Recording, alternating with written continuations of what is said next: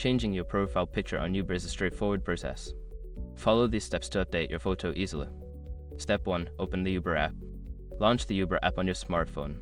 Make sure you are logged into your account to access your profile settings. Step 2. Access your profile. Tap on the menu icon, usually located in the top left corner of the screen.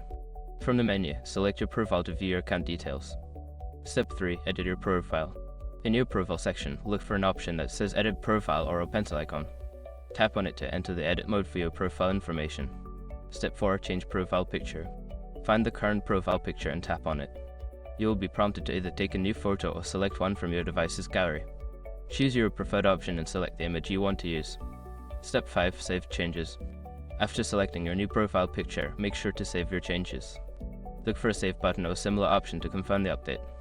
Now your profile picture is updated. Enjoy using Uber with your new look.